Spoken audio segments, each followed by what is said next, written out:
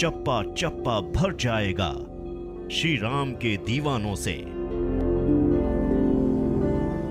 सारा देश गूंज उठेगा जय सिया राम के जयकारों से। दिल पर भगवा प्रेम छाया है, राम राज फिर आया है। क्या सच में प्राण प्रतिष्ठा के बाद रामलला की मुस्कान बदल गई, आंखें बोलने लगी? चमत्कार से सभी हैरान। इन दिनों अयोध्या के राम मंदिर में प्राण प्रतिष्ठा की गई रामलला के विग्रह की खूब चर्चा हो रही है। सोशल मीडिया पर रामलला की 2 छवि शेयर की जा रही है। एक प्राण प्रतिष्ठा से पहले की, दूसरी पूजा के बाद की। विग्रह में 2 फर्क साफ दिख रहा है। गर्भगृह में रामलला की आंखें सजीव जैसी दिखने लगी हैं और उनका बाल सुलभ मनमोहक मुस्कान भी निखर गया है। आखिर यह चमत्कार क्यों हुआ? अगर ऐसा हुआ तो क्या आपने नोटिस किया? अयोध्या राम मंदिर में प्राण प्रतिष्ठा के बाद रामलला की मूर्ति का स्वरूप बदल गया। रामलला की मूर्ति गढ़ने वाले अरुण योगीराज ने बताया कि जब उन्होंने प्राण प्रतिष्ठा के बाद रामलला के दर्शन किए तो मंत्रमुग्ध रह गए। उन्हें भरोसा नहीं हुआ कि रामलला को उन्हीं ने गढ़ा है। प्राण प्रतिष्ठा से पहले वह 10 दिनों तक अयोध्या में ही रहे। उन्होंने कहा कि गर्भगृह में प्राण प्रतिष्ठा के बाद रामलला के विग्रह के भाव बदल गए। उनकी आंखें जीवंत हो गई और होठों पर बाल सुलभ मुस्कान आ गई। प्राण प्रतिष्ठा के बाद उनके विग्रह में देवत्व का भाव आ गया। 7 महीने तक रामलला को गढ़ते रहे अरुण योगीराज। रामलला की मूर्ति 2.5 अरब साल पुराने काले ग्रेनाइट पत्थर से बनाई गई है, जिसे कृष्णशिला का नाम दिया गया। इसे कर्नाटक के जयपुरा होबली गांव से अयोध्या लाया गया।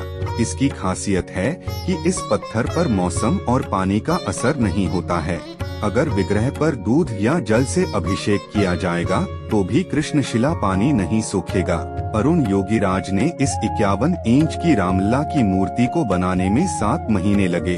उन्हें रामलला की खासियत बताते हुए दायित्व सौंपा गया था। 5 साल के बच्चे की छवि गढ़ने के लिए उन्होंने काफी रिसर्च किया। शिल्पशास्त्र की कई किताबें पढ़ी। मुस्कान और हाव भाव समझने के लिए स्कूलों में जाकर बच्चों से मिले। कई स्केच बनाए। कृष्णशिला पर हाथ आजमाने से पहले उन्होंने टेक्नोलॉजी का सहारा भी लिया। अरुण योगीराज इसे बनाने के लिए आधी रात तक जगते रहे। 5 साल के रामलला को बनाने के लिए बारीकियों का ध्यान रखा। इसके बाद भी वर्कशॉप में रखी मूर्ति की छवि और प्राण प्रतिष्ठा के बाद विग्रह के स्वरूप में फर्क साफ नजर आया। शिल्पकार अरुण योगीराज को भगवान राम खुद देते रहे प्रेरणा। अरुण योगीराज की फैमिली पिछले 300 साल से मूर्तियां बना रही है। उनके पिता योगीराज और दादा वसवन्ना भी कुशल शिल्पकार थे। अपने परिवार के 5वीं पीढ़ी के शिल्पकार अरुण योगीराज भी बचपन से ही पुश्तैनी कला को सीखते रहे। MBA करने के बाद उन्होंने एक प्राइवेट कंपनी में नौकरी की। 2008 के बाद वह मूर्तिकला और शिल्पकारी के पैतृक पेशे में लौट गए। अरुण का नाम पहली बार सुर्खियों में आया जब 2021 में PM नरेंद्र मोदी ने केदारनाथ में आदिगुरु शंकराचार्य की 12 फीट ऊंची प्रतिमा का अनावरण किया। उन्होंने ही नेताजी सुभाष चंद्र बोस की 125वीं जयंती पर दिल्ली के इंडिया गेट लगाई गई प्रतिमा को बनाया। इसके अलावा मैसूर में हनुमान जी की मूर्ति, बाबा साहेब आम्बेडकर और रामकृष्ण परमहंस की प्रतिमा भी बनाई। एक इंटरव्यू में अरुण योगीराज ने बताया कि रामलला की मूर्ति बनाना उनका सौभाग्य है। शायद भगवान राम चाहते थे कि विग्रह उनके हाथों ही बने।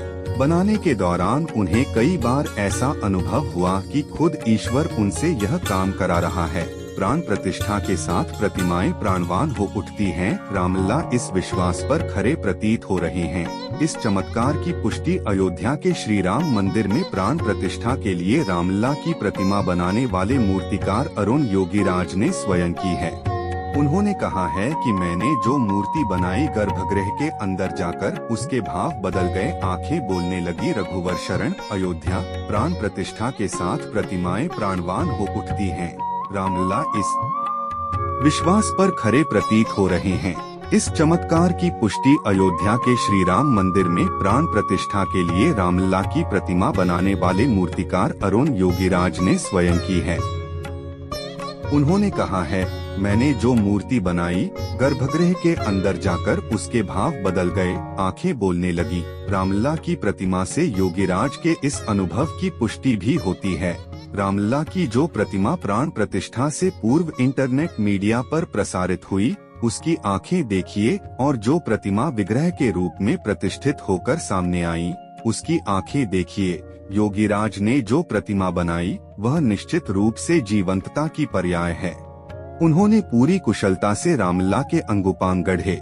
वह न केवल 5 वर्षीय बालक के अनुरूप रामलला के उभरे गाल और राजपुत्र की तरह सुडौल चिबुक गढ़ने में, बल्कि प्रतिमा की श्यामवर्णी शिला को पंचतत्व से निर्मित सतह का स्वरूप देने में भी सफल रहे। चेहरे की भंगिमा से लेकर संपूर्ण प्रतिमा की मुद्रा, बालों की लट से लेकर आभूषणों का सजीव अंकन और नख से शिख तक संयोजन संतुलन से युक्त प्रतिमा कलाकृत्रिमता की पूर्णता की परिचायक के रूप में प्रस्तुत हुई। तथापि यह प्रतिमा ही थी। प्राण प्रतिष्ठा के बाद रामलला की आंखें बोलती प्रतीत होने लगी। प्राण प्रतिष्ठा के बाद से अब विग्रह के रूप में इसे देखने वाले एक बार के लिए निःशब्द रह जा रहे हैं। योगीराज ने प्रतिमा की आंखें भी बहुत मन, बारीकी और कुशलता से गढ़ी थीं, बिल्कुल जीवंत और देखती प्रतीत होती थीं। किंतु प्राण प्रतिष्ठा के बाद रामलला की आंखें बोलती प्रतीत होने लगी हैं। रामलला की प्राण प्रतिष्ठा के अनुक्रमानुष्ठान से जुड़े रहे हनुमत निवास के महंत आचार्य मिथिलेश नंदिनी शरण के अनुसार प्राण प्रतिष्ठा तो पाषाण प्रतिमा अथवा मृण्मय प्रतिमा में चिन्मय चैतन्य आरोपित करने के ही लिए होती है। रामलला के संदर्भ में यह प्रयास कहीं अधिक सीमा तक फलीभूत होने की अपेक्षा थी, क्योंकि हम जिस स्थल पर रामलला की प्राण प्रतिष्ठा करने जा रहे थे, वह कोई साधारण भूमि नहीं थी, बल्कि युगों पूर्व यहीं श्री राम का जन्म हुआ था और आत्मिक दृष्टि से जरा भी सक्षम लोग इस अति विशिष्ट भूमि की ऊर्जा का अनुभव भी करते रहे हैं। रामलला की प्रतिष्ठा के बाद यह अनुभव और स्पष्टता तथा आसानी से किया जा सकेगा।